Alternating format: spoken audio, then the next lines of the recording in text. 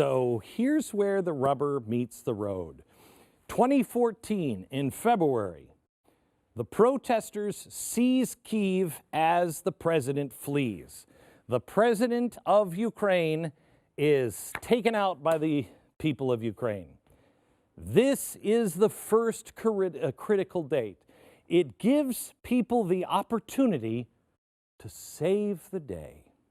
Now, if you remember all of the Halliburton stuff that we heard under Bush, when a country is destabilized and goes to hell in a handbasket, it is a chance for people to do all kinds of things, especially if they partner with the new people.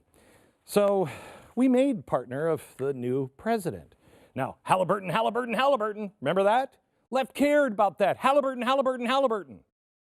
The media was all over George W. Bush. Corruption, corruption, corruption. Why have you not heard anything about what I'm going to show you?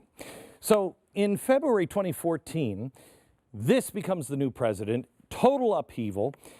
They have no money. They're completely broke. And here comes the United States of America. In March of that year, President Obama says, we're from the United States government, and we're here to help. So he decides, you know who you need? You know who you can need, because you're very corrupt. This is a very corrupt place, and it is.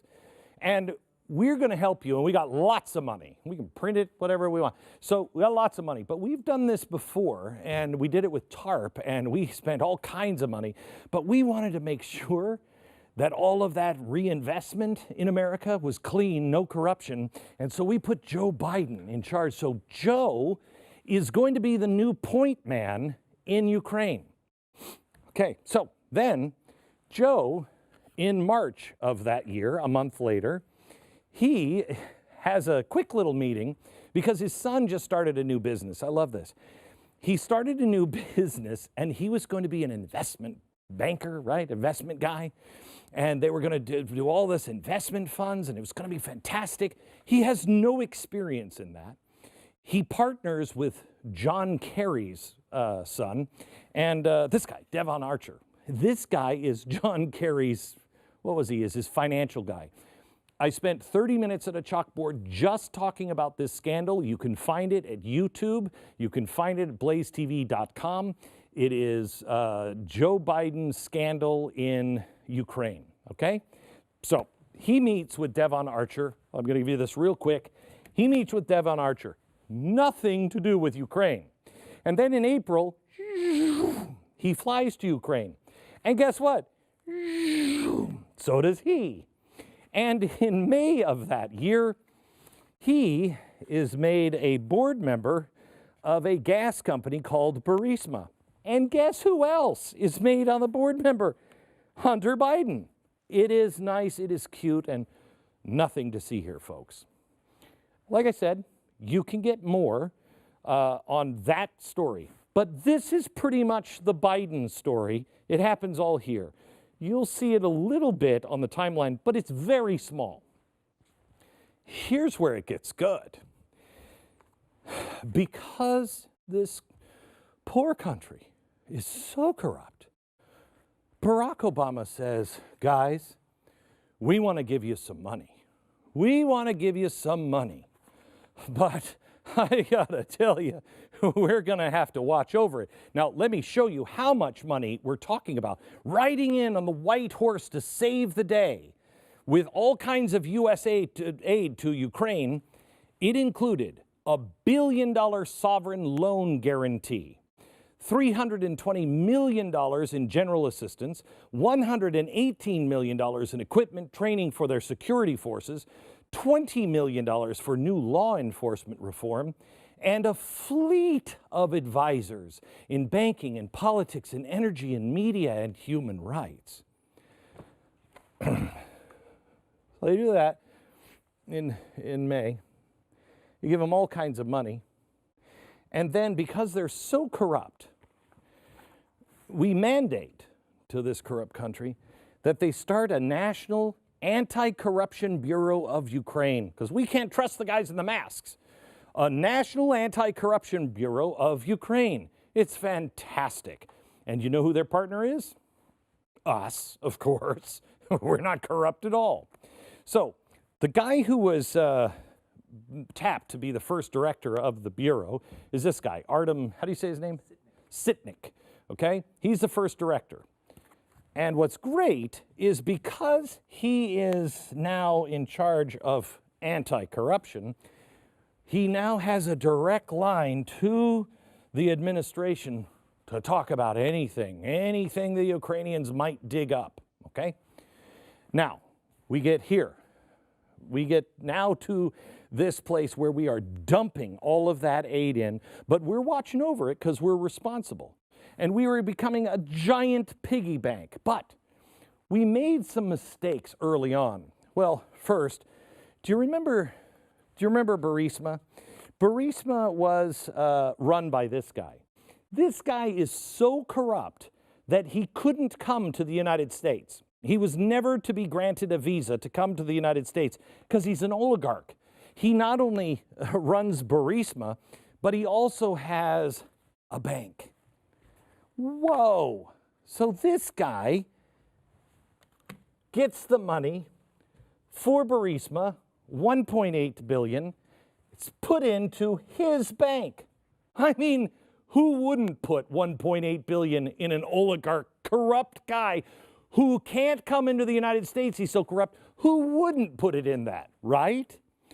Oopsie. It's like Monopoly. Bank made a banking error. Lost $1.8 billion. Where did it go?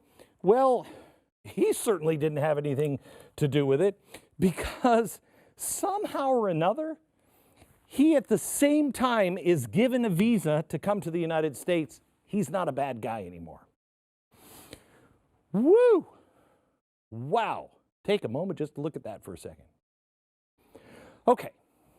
Now, June of 2015, coming down the escalator at Trump Tower is Donald Trump. And he's like, make America great again. Got it? This is a big day, June 15th. By late 2015, we are the Ukrainian piggy bank. We are giving them all kinds of money, but we're also helping them with advisors. Oh, yes, we are. We are helping them with Greg Craig, the former Obama White House counsel. We have Tad Devine, chief strategist for Bernie Sanders, and Tony Podesta, brother to John Podesta. We also have Mark Penn, the chief strategist for Hillary Clinton, John Alazone, Obama campaign pollster, another guy, John, the Obama campaign lead pollster. Oh my gosh, this is fantastic. When you need help, buddy, all you have to do is phone a friend because all of these people are now working in Ukraine for you. You are our man. I cannot stress enough that the climate in Ukraine is all corrupt at this point. This is the climate that the Russia investigation begins in. Not the official investigation led by Robert Mueller. No. The unofficial investigation launched by none other than the DNC. Now this is where it gets really interesting. Back in the US in late 2015, while all of this is going on, the Democratic Party decides they're going to hire Alexandra Chalupa. Taco Bell, I apologize. The only person that could make a chalupa into a bad thing is her. Alexandra Chalupa, she's the daughter of a Ukrainian immigrant, and she began right away after she was hired doing opposition research on Donald Trump. Now remember, late 2015, June, he's coming down the escalator. The Democrats go right to work in Ukraine to find out dirt. Wow, do they have a little machine built there? Or how are they digging up dirt? Why would they do this in Ukraine? Here are the documents I want to show you that shows that, yes, she did indeed work. This is from opensecrets.org, that she did work for the DNC. and they paid her $71,918. There you see it in the monitor. All right? That's just for her work during the 2016 election. But her work with the DNC goes all the way back to 2004. Now, in January 2016, she starts to investigate. And Chalupa approaches an official at the DNC and says, regarding Donald Trump's campaign, I just feel that there's a Russia connection. Oh, you feel that? Wow. How the heck did you feel that? This is in January 2016. At that time, there was nothing out on Manafort, and Manafort wasn't even working for Donald Trump.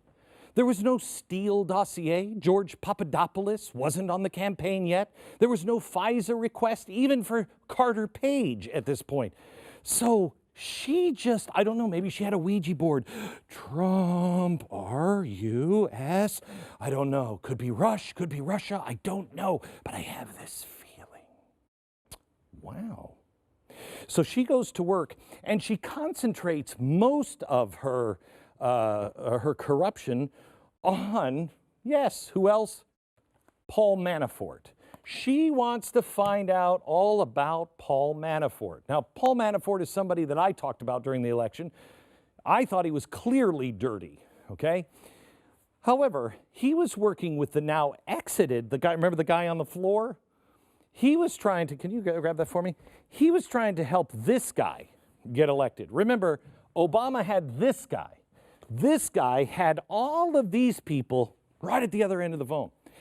Manafort was trying to get this guy to go back to the election. Interesting enough, all of her energy was focused on Manafort and not the partners that were trying to get this guy elected. Who was trying to get him? No, him too, right? Who else was working on this? We have, oh yeah, here it is. Tad Devine and Tony Podesta. Now that's weird because they were working on the same thing. And they were in the same bed. And what's really crazy is she only wanted to focus on him. Nothing here. Now, the same month that Chalupa was telling the DNC that there was a Russia connection between Manafort and Trump, the Obama White House summoned some people. In fact, what they did is the White House, Obama gave a personal information to the prosecutors in Ukraine. Remember the National Anti-Corruption Bureau? Those guys and like their attorney general, their regular police force, if you will, their national police force, was summoned to the White House. And Obama said, what we're going to do is we're going to build cooperation with Ukraine. Your Anti-Corruption Bureau, which is fantastic, headed by this guy. Fantastic. Now, according to a political official at the Ukrainian embassy, the meeting immediately turned to two main issues: Biden and his son, and a case tied to Paul Manafort. You can probably guess which one they didn't investigate and which one they did.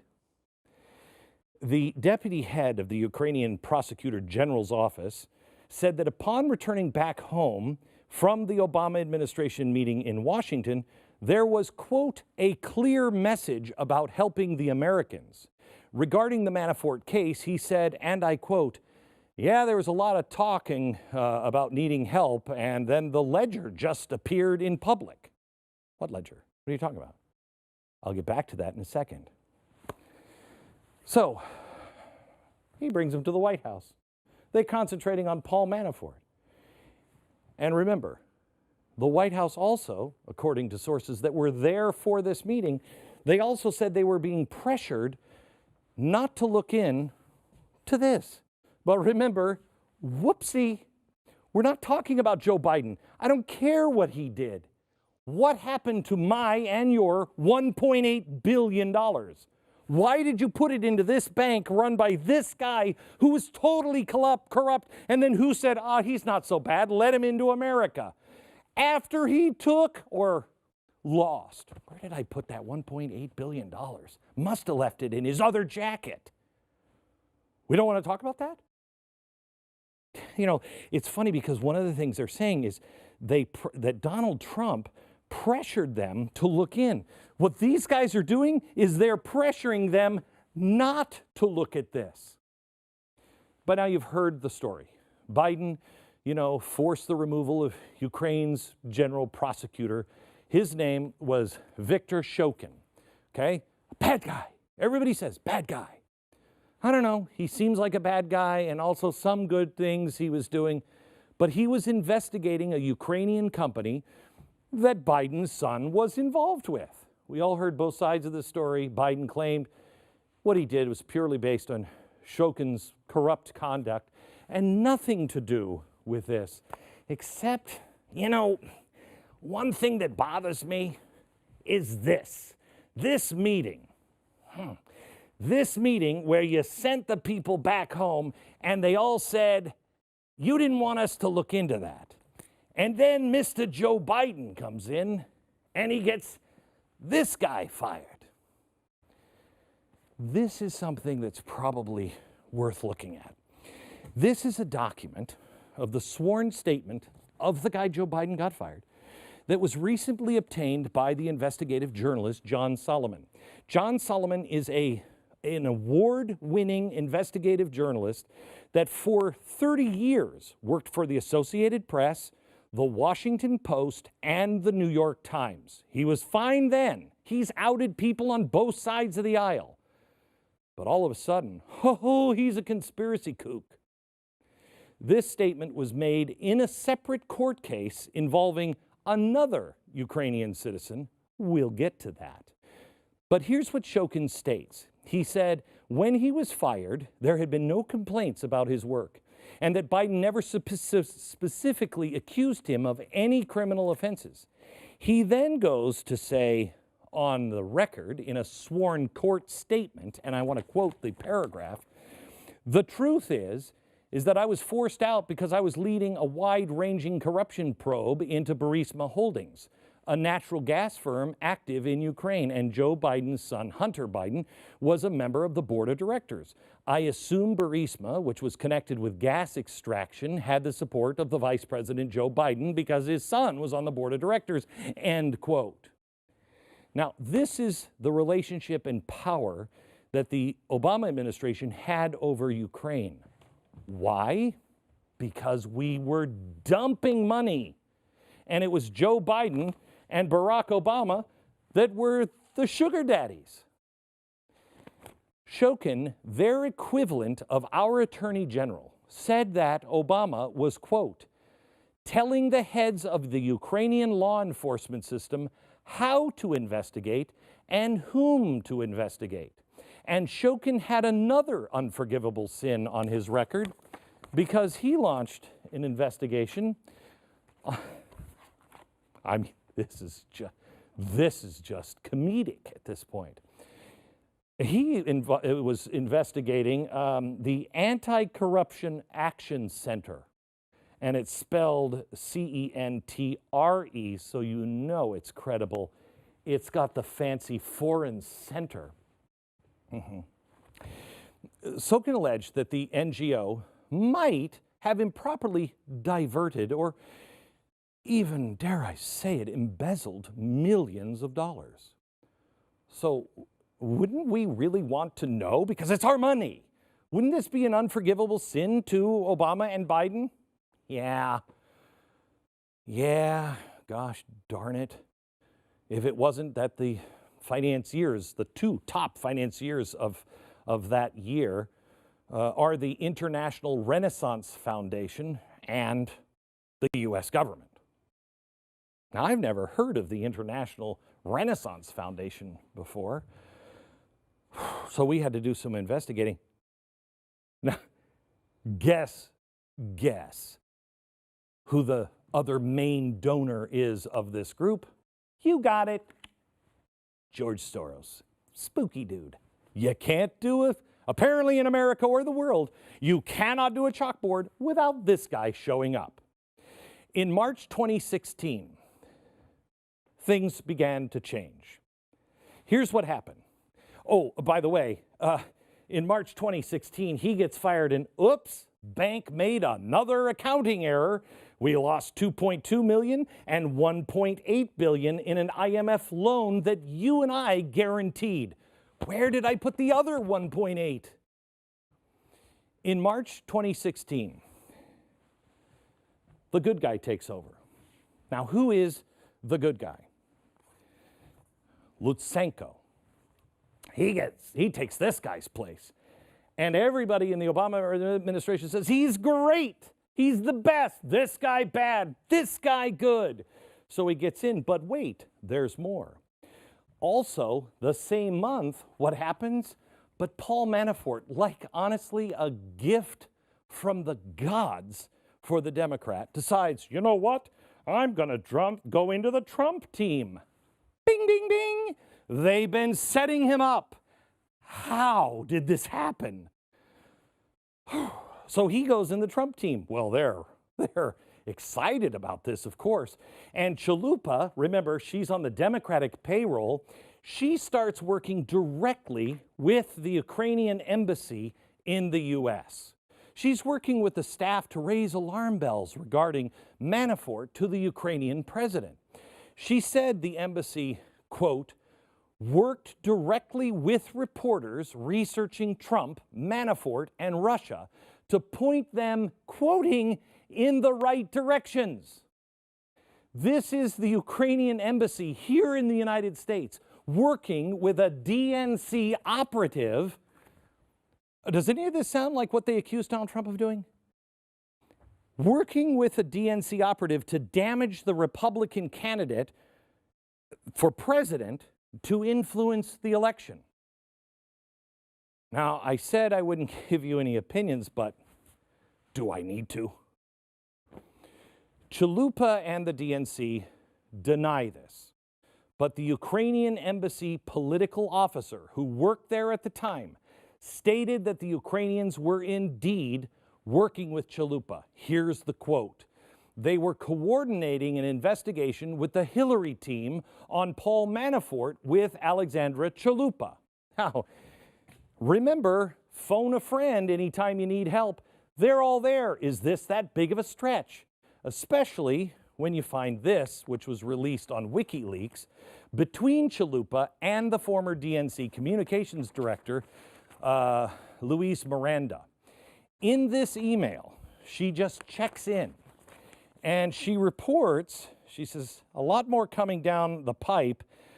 She went to the Open World Society Forum. I don't want to read this to you exactly. She went to Library of Congress specifically to talk about Manafort. And she says, they put me on the program, I'm quoting, to speak specifically about Paul Manafort. And I invited Mike Isikoff, who I've been working with for the past few weeks, and connected him with the Ukrainians. Now, gosh, that sounds familiar. Remember, they're accusing Rudy Giuliani of doing this with John Solomon. Except they don't have things like this. I invited Isikoff. I've been working with him the past few weeks, connected him to the Ukrainians. More offline tomorrow, since there is a big Trump component you and Lauren need to be aware of that will hit in the next few weeks. Something I'm working on you should be aware of. Now, what's weird is Isikoff wrote a story for Yahoo News and detailed some of the things in the Steele dossier. The Steele dossier, the leaked dossier, went to Isikoff. And then what's weird is it also kind of showed up with the FBI, and it was used as corroborating evidence to justify a FISA warrant for Carter Page, you know, so we could find out about Donald Trump. Because remember, this is released, and the Democrats at the same time, they hire Fusion GPS to get to the bottom of Donald Trump. 1 month after the DNC hired Fusion GPS to work on the dossier. Oh, and by the way, Mrs. Orr was working here, and she's married to Bruce Orr, who's with the DOJ, and the little pillow talk, she accidentally said a few things that were coming out of Fusion GPS, which happened to come right out of the DNC with Chalupa. And so now he's coming around and going, wait a minute here. Where is the media on this? Where are they? Where were they? Where are they now? The DNC was colluding with the Ukrainian embassy to influence our election, but nobody cares. Do you see why the president might be a little testy? Maybe. The work the Ukrainians and the DNC and Chalupa were doing together actually prompted Senator Chuck Grassley to write a letter to Deputy Attorney General Rod Rosenstein. But, as you might guess, no one was really interested. Nothing happened. Wow. Okay, so here we are. The Isakov member, she's working with the Ukrainian embassy and the press. They've got Fusion GPS. They're starting to move it into the DNC or to the DOJ. And then the FBI again says, you know what? You guys are so fantastic. I love your work you're doing or not doing, as the case may be. We want an official partnership with you. We want, yeah, wedding bells were heard, the FBI and the Anti-Corruption Bureau in Ukraine to work hand in hand. Now, holy cow, now they can share any information back and forth. It's kind of like that wall that, you know, we had for 9/11. That wall came down. And now if the Ukrainians had something, get right to them. Okay, so that brings me now to the Black Ledger. Remember we were talking about the Black Ledger here? Trump opposition research, and she's like, hey, I got a guy named Paul Manafort. Forget Tony Podesta and Tad Devine and all of that. I got this guy, Manafort. So the Black Ledger on Manafort was released. And you're going to love this. Now, only in the end will you understand. Still at the beginning of this story, but it has a great ending. So the Black Ledger was released by Ukraine's Anti-Corruption Bureau, both occurring directly in the heat of the U.S. election. Now, the Black Ledger refers to financial records that were kept by this guy, the former Ukrainian president. He used this for the under-table payments. Now, remember, he's working to get him reelected, and so are these two. So another person that is involved in this is a Ukrainian parliamentary member named Lashenko, okay? And he is also working, remember the guy who's running the anti-corruption thing? These are the two that put the Black Ledger together, all right? These two signed a memorandum of understanding with the FBI just months prior. They jointly released pages in the letter that showed illegal payments were given to Paul Manafort. Now, this is kind of crazy because on the same day that these guys are nailed, just within days, if not hours, of this coming out, and Paul Manafort going to jail, dude, Tony Podesta, who was doing the same thing with the same people in the Black Ledger, he just decides to close his shop. This is one of the biggest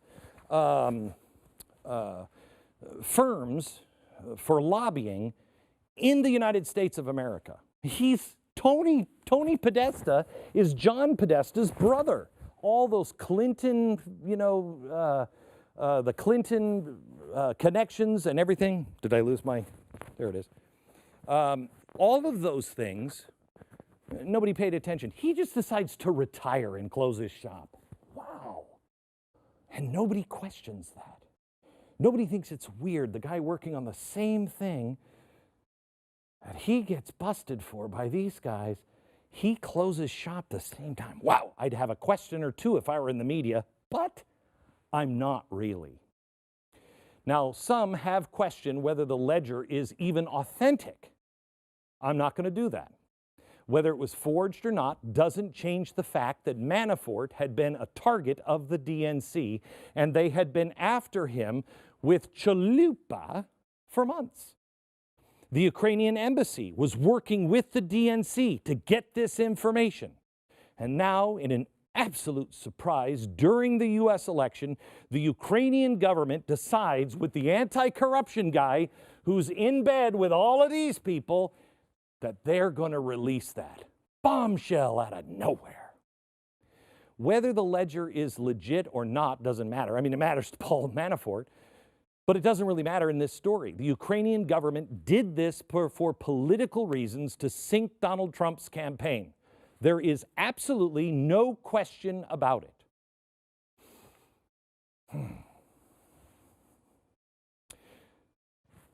Y'all caught up? Is that my head swimming? Because remember, the press will say, nothing to see here. All of this is fact. All of this is backed up with solid reporting, with actual documents. No conspiracy here. These are the documents.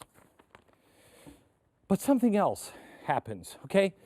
At the same time the Black Ledger comes out, Barack Obama decides to announce that there's a new ambassador in town, a new sheriff, and she's going to clean up this town. I'll tell you that right now.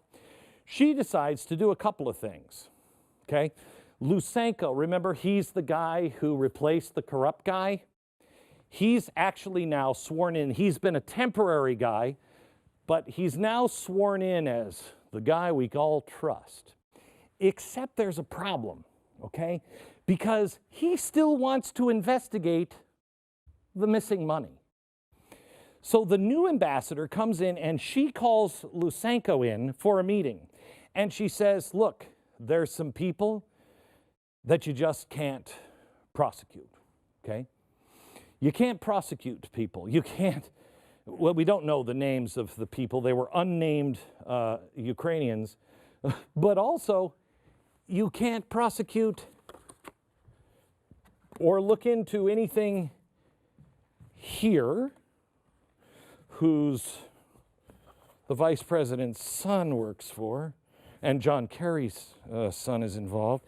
And you also can't prosecute these people. Why? $1.8 billion, gone. Millions of dollars, gone. Wait, what? This is the U.S. ambassador, the brand new one? She comes in, the first thing she does is call him in and says, you have a hard line, none of this. And there's some people too, we don't know who they are, some people too, that you also can't prosecute, and they're Ukrainian citizens.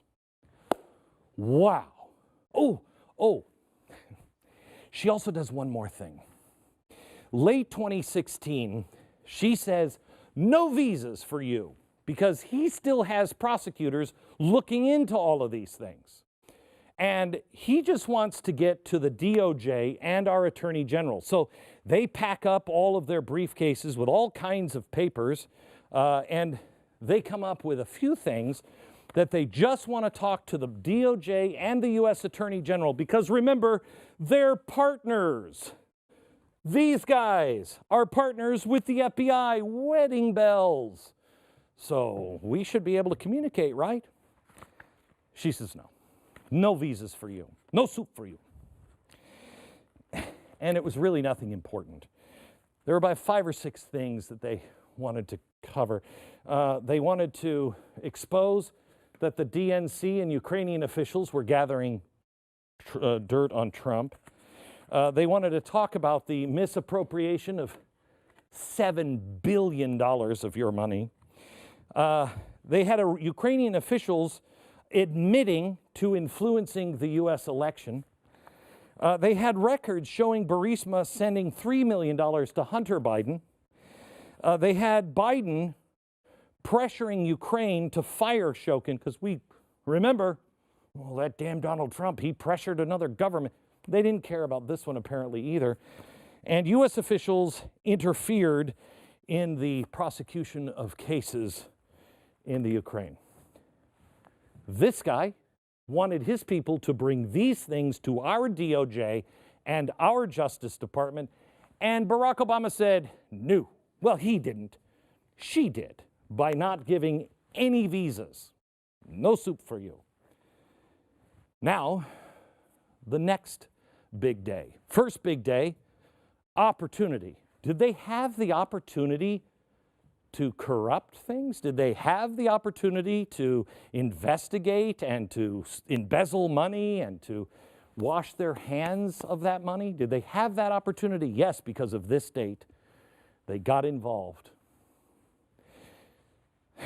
This date was pretty important, but this date in November changed everything.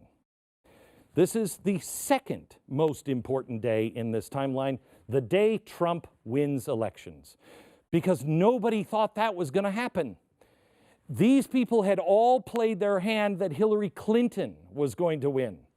Now Trump wins. Uh-oh. What do we do? Well, I'll show you what they did. In July of 2017, 2 years ago, the media had the opportunity to begin looking into democratic corruption in Ukraine when the story was dropped directly at their feet. Sarah Huckabee Sanders, she said during an off-camera briefing on July 12, 2017, these words. Listen. I think if there's been any evidence of collusion in 2016 that's come out at all or been discussed, that's actually happened, it would be between the DNC and the Ukrainian government. I don't often quote the New York Times, but even one of their reporters tweeted earlier today that why this example provides evidence of collusion, quote, cooperation was between DNC officials and officials from the Ukrainian government, not just some associate. Ukrainian actions to coordinate with the DNC was actually successful, unlike anything shown by Don Jr.'s emails. Information passed to the DNC from the Ukrainian government directly targeted members of the Trump campaign in an attempt to undermine it. And that was just Ukraine. Okay. So the incoming White House press secretary alleges that the DNC was colluding with the government of Ukraine. Whew. Not only that, but together they specifically targeted people within the Trump campaign during an election. While this sounds like a scandal that everyone should be worried about or looking at, no, this is about Joe Biden and Trump's phone call. Now, if the media had any shred of credibility at all, you would expect this comment to kick off at least one follow-up question. I mean, I'd be knocking people over to get to the microphone and say, excuse me, what's this all about? I mean, it would be the first question, right? Following a bombshell comment like that, I got to prove it or disprove it. Tax increases on upper income investment earners. How much do the CEOs of healthcare industry, how much do they make? Because that was the follow-up question. Yeah, they didn't even recognize it. Well, the first person didn't. But the second person, it was about Flynn and Kushner and Sessions and Don Jr.'s Russia contacts. So they seem to miss that. I don't know, selective hearing, perhaps. I have that with my wife sometimes, I have to admit it. Maybe they thought Sarah Huckabee Sanders was their wife. Who knows? The media was hand-delivered an insane story, gift-wrapped in a nice little Tiffany's box. Boom, out. All they could think about was ask about tax increases and then back to Russia. And the media wonders why Trump is losing his mind every time they ask him a question. Okay, so who was doing all of this? Well, there are two people that went to jail. Yeah, I'm sorry. There were two people that were convicted. They haven't gone to jail yet because their case was overturned by a technicality, and the prosecutors are retrying it as we speak. Now, who were the people that the Ukrainians decided to take to court for interference in a U.S. election? Wow, that seems like a name we should all know, right? You'll never guess. It was this guy. You remember the Black Ledger and Manafort? It's this guy. Oh my gosh, this guy. Oh my gosh, this guy's the head of this thing. He's going to jail? How ironic. The Anti-Corruption Bureau, the head of that, is corrupt. Who would have seen that one coming? Oh, and who's the other guy? Yeah, this guy. They go to court and they are convicted, found guilty of interfering in our elections. Media doesn't cover that here. Who would be interested in something like that? So the verdict is guilty, but the evidence was interesting. First of all, in April, former Prosecutor General Lysenko, the good guy, remember, that came in after the bad guy was taken out? He decides to give an interview with Ukrainian media. And in that interview, he makes a stunning comment. Quote, I don't know how, but the Americans got an audio recording of Mr., how do you say his name? Sitnik, of his conversation. Now that's the guy who ran the Anti-Corruption Bureau. He was resting with his family and friends now and discussing how he'd like to help Hillary. So the guy who was in charge of the anti-corruption, they caught him on tape talking about how he'd like to. Well, let me play it for you. Now, this is the first time, strange because it's been out in the newspapers in Ukraine, this is the first time that we know of that this has been translated by anyone in the media in English. I just want you to listen. Now, the speaker you're going to hear is Director Sitnik, and this is what he said. Listen.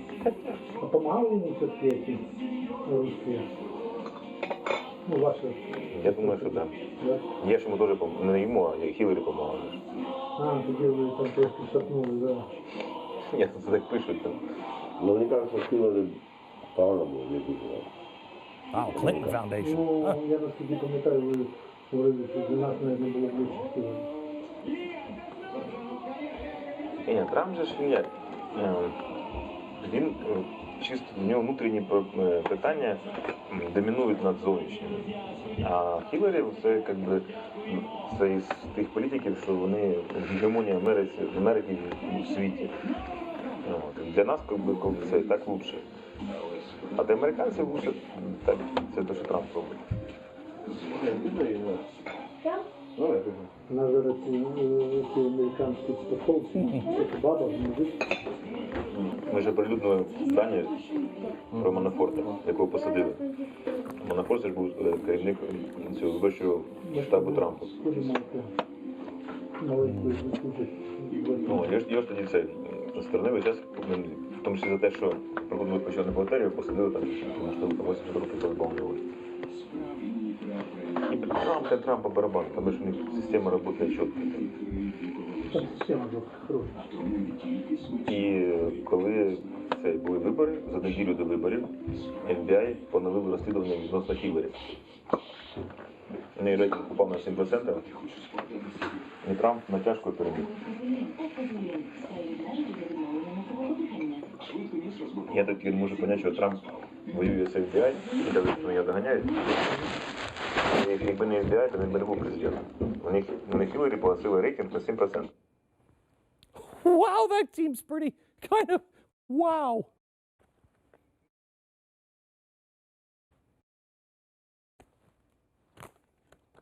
Now, the only reason why anyone knows about this recording is because of a Ukrainian member of parliament in October of 2017, Borislav Rosenblatt. He filed a claim and said these guys are guilty of interfering with U.S. elections. And he had the audio. Ukrainian court agreed. Lysenko appealed the decision. Rosenblatt leaked the audio recording. But despite all of this being big news, front page news in Ukraine, nobody in the media here cared. They don't care. Okay, so then we find this big gap. Almost all of 2018, nothing happens because two things are happening. We're approaching a big date, and it's not this one. Nothing really happens because in the US, the Mueller investigation is underway, and in Ukraine, political upheaval is crazy, okay? So people, I think, are kind of in their shell. Nobody's moving because nobody knows what's coming. Remember, they set this whole machine up for Hillary. They set it up for the DNC. Now Trump wins. This is coming out, and their guy is becoming unstable. People don't like him there. Holy cow. So nothing really happens during 2018, and then April of 2018 or 29? Yeah, 2018. In April of 2018, the Mueller report comes out, and it's a zero. A zero. That sucks. But you know what happened 11 days later? An atomic bomb. This is what, that is 2019. It's April 2019, not 18. This is when there's new leadership in Ukraine. Now, nobody saw this guy coming, just like nobody saw Donald Trump coming, okay? Nobody thought this was going to happen, and nobody thought this was going to happen. You know who this guy is? This is the guy who is he's kind of like the Jon Stewart of Ukraine. He didn't do any interviews. He didn't say he was going to do anything. He didn't explain any policies. He refused. He doesn't like any of this crap. And he's been on television saying, this is insane. The whole country is corrupt. Well, whether it was a joke or whether he planned on winning, he wins. And nobody sees this. Everybody's like, wait, the comedian is now our president? Yep, Because all over the world, no matter where you are, people are sick of the lies and the corruption. So they hire him. Now, what's really weird is at the same time, remember this lady? Just a few days later, Trump fires her. And then, just a few days later as well, the DOJ investigates the investigation. Because the DOJ is like, wait a minute, she was telling people not to come in with this. We know that this guilty verdict just happened, where they're admitting to do it. We lost all of this money. I don't know about you, but I think I would investigate the investigators. I would investigate, where did this start? Because it seems to be starting with a chalupa, right? Then, in July, this guy decides his ambassador is corrupt as well. And so they both replaced their ambassador. So now the pipeline is clear. Now no one is standing in the way to find out what this man is telling us about. But concentrate on this date. Forget about all this. This is a conspiracy. Concentrate here. Trump made a phone call. Trump made a phone call. You see how this doesn't work? You see how none of this is being talked about? They're talking to you about Joe Biden and his son. Skip, skip, skip, skip, skip, skip, skip, skip, skip, skip, skip, skip, skip. And Trump made a phone call. Doesn't work. It doesn't work. Let's just think about this for a second. Let's just take a minute to think about it. Then Stu and I think Jason, are you going to join them? No, I'm not sure. And Howerton are going to join and try to take some of your questions and things. I got more. But let me catch my breath. You think about this. Let's spend about 2-3 minutes just looking at the comments from social media. At this point, I want you to know, I have an investigator that I would really like to hire. You know who it is. Well, you don't know who I'm thinking, but you'd know who this person is, that I think can actually dig. This is stuff that we just dug up. This is stuff that's been in the press, been in the New York Times, been somewhere, but nobody has put it all together. I'd like to hire an investigator because nobody else seems to be interested in this timeline. How this research and this reporting was done comes from our subscribers. And I urge you, if you have, what is it, $5 a month, $9 a month? It's the price of a coffee or two at Starbucks. If you would subscribe to the Blaze TV, we can do more of this, and it's really important. So let me just do a real quick pitch. Please join us at Blaze TV. Just become a team member with us. blazetv.com/Glenn. Is it Glenn or Beck? Yeah, Glenn. Use the promo code GB20OFF and you'll get 20% off your membership right now. Please do that. Stay in touch and share this. I have more to share with you, so don't go anywhere. I just need to take a break. And while I think I have a case of the vapors, am I a little shiny? Maybe take some of the shine off. Give me 2 minutes, we'll be right back.